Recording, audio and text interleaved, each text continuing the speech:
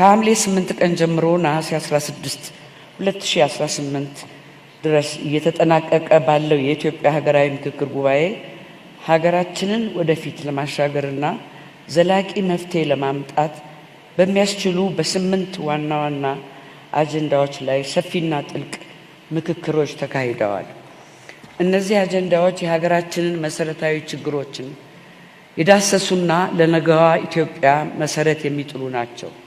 በዋናነትም በሀገር ግንባታ፣ በመንግስት አወቃቀርና ቅርጽ፣ በፌዴራል ከተሞች፣ በሃይማኖት ጉዳዮች፣ በተቋማት ግንባታ፣ በማህበራዊና ኢኮኖሚያዊ እንዲሁም የአርሶ አደሮችና አርብቶ አደሮች ጉዳዮች፣ በሰላም ግንባታ፣ በሙስናና መልካም አስተዳደር አጀንዳዎች ዙሪያ ሰፋፊ ምክክሮች ተደርገዋል።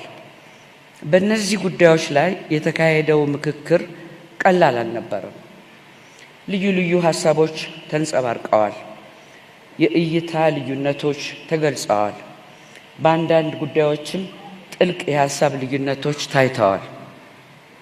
ይሁን እንጂ የዚህ ጉባኤ ትልቁ ስኬት ሁላችንም በአንድ ሀሳብ መስማማታችን ብቻ ሳይሆን በሀሳብ ልዩነት ውስጥም ቢሆን እርስ በርስ መደማመጥ፣ መከባበር እና ለሀገራችን የተሻለ መፍትሄ በጋራ መፈለግ መቻላችን ነው። እነዚህን አጀንዳዎች መነሻ በማድረግ ኢትዮጵያን አሁን ካለችበት ፈተና አውጥተው ወደ ተሻለና አዲስ ምዕራፍ የሚያሻግሩ እጅግ የላቁና ጠቃሚ ምክር ሀሳቦች መፍለቅ ችለዋል።